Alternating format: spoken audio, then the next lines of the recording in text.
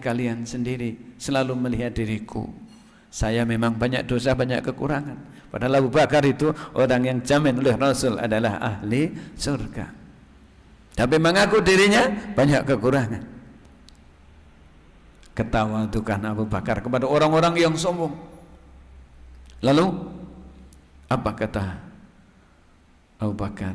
Kalau kalian belum capek, kalau kalian berani atas perbuatan kalian, silahkan. Tapi saya doakan mudah-mudahan kalian diampuni oleh Allah. Persis ada ayat, wa idza khatabahumul jahiluna qalu salama. Apabila ada orang yang menghina kalian, mencaci kalian, bertutur kata menyakitkan hati kalian, maka ucapkan qalu, berdoalah, ucapkan salama, semoga diselamatkan oleh Allah. Jadi ada orang yang berbuat jelek, justru kita doakan yang terbaik. Kalau boleh digambarkan, seperti di depan Bapak Ibu ada pohon mangga, dilempar oleh orang-orang jahil dengan bata, dengan kayu, dilempar, bahkan bisa memecahkan mangga. Kondisi mangga yang bagus itu bisa retak. Dilempar dengan barang yang menyakitkan, dia jatuh dengan barang yang manis. Itulah bedanya orang beriman dan tidak beriman. Itulah bedanya orang yang suka untuk mengapresiatif dan orang yang suka mencaci lagi mencela. Hadirin yang Allah muliakan. Maka yang ketiga, pada pertemuan yang ketiga, Rasul sedang musyawarah dengan Abu Bakar. Badui orang Yahudi itu datang lagi, ya, orang Yahudi datang lagi, mencaci lagi, memaki lagi, lebih ngeri lagi. Mungkin kalau bahasa kita warung boto, sekecap genten sekecap. Caci maki balas caci maki. Melihat Abu Bakar yang membalas ucapan orang Yahudi itu, baginda Rasul langsung pergi tanpa pamit dengan Abu Bakar. Dan Abu Bakar melihat Rasul pergi, maka orang Yahudi yang sedang mencaci itu dibiarkan, tidak dipedulikan lagi, tidak dikomentari lagi. Abu Bakar langsung pergi mengejar Rasulullah, karena belum jauh terkejarlah Rasulullah. Ya Rasul, berhentilah sejenak, maafkan aku, nasihati aku, supaya aku tetap bisa menjadi orang yang Allah berkahi. Hari ini aku sedang kacau, pemikiranku dan sikapku sedang kacau, sehingga aku menyerupai orang yang sedang mencela itu. Tolong doakan aku, tolong nasihati aku, supaya aku menjadi orang yang baik. Lalu Rasul berdiri menghadapkan wajahnya kepada Abu Bakar. Ya Abu Bakar, tahukah engkau, betul hari ini saya kecewa kepadamu. Hari pertama kalian bersifat sabar, senyum, aku angkat tangan, aku doakan kau, karena jika engkau tahu kalian juga pasti senang. Tahukah Abu Bakar, di saat engkau dicela kalian sabar, yang datang di sekitarmu banyak berbondong-bondong, sayang kalian tidak lihat, tapi aku melihatnya, karena Allah berikan ilmu buat aku bisa melihat.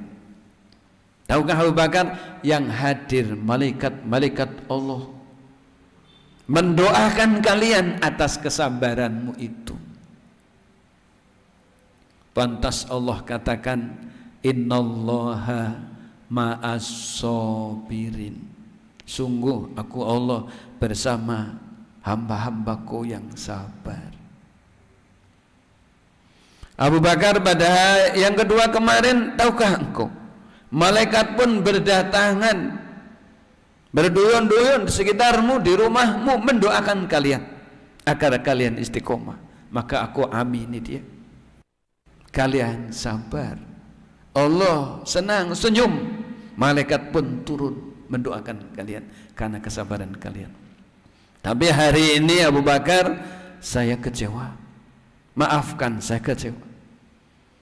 Jika kau tahu kalian akan sedih Abu Bakar. Enggak satu pun hari ini malaikat datang ke rumahmu, enggak ada satu pun yang datang. tapi makhluk lain berbondong-bondong datang mendekati kalian, mengerumuni kalian, yakni setan laknatullah. Maka kalian muntap perasaan kalian, marah kalian meninggi, darah kalian naik karena ada provokator dari setan laknatullah. Hari ini sayang setan laknatullah bersama kalian, maka aku tinggalkan, aku malu sama Allah, aku mohonkan ampun kepada Allah atas sikapmu hari ini. Bapak Ibu, orang yang sabar, malaikat datang mendoakan. Tapi orang yang mudah marah, mudah kesinggung, sedikit-sedikit kesinggung, beda sedikit marah, bahkan beda sedikit pisah keluarga, pisah masjid, pisah taklim, pisah RT kalau perlu pisah RW. Untuk apa? Apakah kalau sudah pisah itu persoalan menjadi selesai? Tidak sedikit rumah tangga yang berantakan karena persoalan sepele, persoalan HP yang nggak boleh dilihat, persoalan masakan yang kurang cocok. Rasul itu kalau dimasakan oleh istrinya, kalau suka beliau makan, kalau tidak suka beliau diam, tidak pernah komentar sama sekali. Kalau Rasul diam tidak makan, mungkin puasa atau mungkin tidak suka, istri tidak tanya lagi, tidak pernah mencela Rasul itu. Maka orang kalau sudah marah, sedang marah itu mengungkit kejelekan orang lain, senang dia. Kenapa? Karena ada provokator setan laknatullah ada di dalam dirinya. Setan laknatullah itu masuk ke dalam jiwa kita, cerdas dia, melalui nafas kita dia bisa masuk, melalui kita makan bisa masuk, melalui kita menguap bisa masuk. Maka Rasul nasihatkan, jika kalian di antara kalian menguap, tutuplah dengan tangan kalian supaya setan tidak masuk melalui pintu uap kalian itu. Hadirin yang Allah muliakan, maka sabar, kesabaran ternyata menjadi salah satu menu terbaik dalam membangun sebuah rumah tangga yang berkah, jamaah yang berkah, masyarakat yang berkah.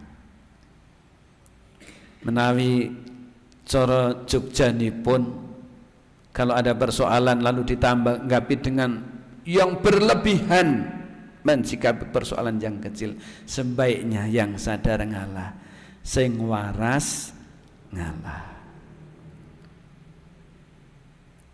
Karena orang yang sedang marah dan menjadi-jadi dia dalam kekuasaan setan laknatullah. Hati-hati Bapak Ibu yang Allah muliakan. Maka Rasul, jika kita lihat seperti itu, jika kau sealam seperti itu, hendaklah kalian ambil air, karena setan laknatullah diciptakan dari api dan api itu padam dengan air. Para ulama menghaluskan, berwudulah kalian. Udah wudu masih marah, sholatlah 2 rakaat, mohon ampun sama Allah, insya Allah datang ampunan Allah bersama sholat kalian. Saya mencoba ketika saya mendampingi teman-teman untuk umroh, ya, itu menjelang duhur, bapak itu bilang begini sama istrinya, Bu, saya tidak pulang dulu ke maktab ya, saya belum pulang ke hotel, ke maktab, kalau saya belum mencium Hajar Aswad itu. Bagus meyakinkan ada bisa mencium, karena memang Rasul juga pernah begitu. Lalu ternyata Pak, ditunggu sampai menjelang asar, sampai jamaah sholat asar sama saya, bapak ini belum kelihatan, kita cari tidak ketemu. Peristiwa itu tahun 2019, kebetulan saya yang bimbing. Sampai maghrib dia belum nunggu, sampai isya belum ketemu bapak itu. Tidak tahu apa yang dilakukan. Kira-kira jam setengah 12 malam, saya bersama jamaah yang masih bertahan di Masjidil Haram sama istri dari bapak itu. Bu, kayaknya kita yang salah deh. Lah pripun Ustaz? Yuk kita, kalau sudah batal kita wudu, kalau belum batal alhamdulillah. Ngapa Tat? Istighfar. Kita sholat 2 rakaat. mohon ampun sama Allah. Namanya sholat apa? Ya pokoknya sholat 2 rakaat nyuwun ngapura karo Gusti Allah. Baik, sholat 2 rakaat. Setelah sholat 2 rakaat, salam kanan salam kiri, ternyata bapak itu sudah ada sebelah kanan istrinya itu. Loh, Pak, kok bontang mriki? Memang sejak tadi saya di sini, memangnya kenapa? Ya kami nyari sejak habis duhur tadi, Pak. Loh, saya sudah enggak kemana-mana katanya. Semuanya kejadian atas izin Allah di luar pemikiran kita. Begitu Allah membukakan, ternyata ada di samping kita. Jadi kadang-kadang kita nyalahin orang lain, boleh jadi kadang-kadang kita mengungkap aibnya orang lain, ternyata aib kita lebih banyak. Saya mengambil hikmahnya dari situ. Allah bukakan, begitu sudah istighfar, sudah berdoa sama Allah, ternyata saudara kita itu katanya tidak kemana-mana. Sejak zuhur sampai isya sampai setengah 12 malam dia masih kuat duduk di situ. Padahal kita nyarinya kemana-mana. Ada pengalaman saya waktu di Madinah, di Raudhah. Saya itu dirangkul oleh salah satu jamaah dari Nigeria. Panjenengan pirsa sedulur Nigeria? Nggih, nyuwun ngapunten nggih. Kondisi orang Nigeria kan begitu nggih. Nyuwun ngapunten. Tapi Allah muliakan ya, seperti Bilal, hitam tapi ahli surga. Saya dipeluk oleh beliaunya itu. Saya merasakan begini, karena ketika naruh sandal itu, ya Allah, saya pengen jauh dari orang itu karena saya tidak kuat baunya. Nyuwun ngapunten, saya agak sombong saat itu. Saya tidak kuat baunya, ya Allah, saya pengen jauh dari orang itu. Ternyata apa, Pak? Saya belum sampai mingkem bibir saya, belum selesai saya berucap gitu, orang itu datang kepada saya, memeluk saya, ya akhi, min Indonesia. Nah, alhamdulillah. Saya dipeluk, dicium, saya dikening, terus saya disuruh sholat. Ketika saya membaca surah Al-Infitor, ada yang salah, dia mengingatkan. Kita sama-sama sholat 13 rakaat sampai menjelang subuh datang. Saya koreksi, ternyata saya banyak dosa dan salah. Saya melihat orang itu bau, betul memang bau menyengat menurut saya, tapi ternyata dia harum di sisi Allah. Dia punya perilaku yang sangat baik, memeluk, mendoakan, bahkan memintakan maaf kepada Allah. Hadirin yang Allah muliakan, perintah Allah yang keempat dalam ayat ini, wattaqullah, hendaklah kalian takwa kepada Allah, istiqomah, sabar, memperkuat kesabaran, mempertebal kesabaran, menjaga kualitas kesabaran. Puncaknya wattaqullah, hendaklah kalian masuk ke dalam golongan orang-orang yang takwa. La'alakum tuflihun, supaya kalian menjadi hamba yang beruntung, kata Allah. Bon ngaten kemawon, sampun jam gangsal langkung 17 menit. Ada yang benar pasti datang dari Allah dan Rasulnya. Semoga mampir kepada kita semuanya. Ada yang salah, sungguh kesalahan ini datang dari saya, para alim, para ustadz, para ustadzah, semuanya, hadirin wal hadirat, mohon maaf lahir dan batin atas kesalahan saya. Subhanaka Allahumma wa bihamdika asyhadu an la ilaha illa anta astaghfiruka wa atubu ilaik. Matur nuwun ngapunten, semoga selalu sehat walafiat dalam keberkahan Allah Subhanahu wa taala. Assalamualaikum warahmatullahi wabarakatuh.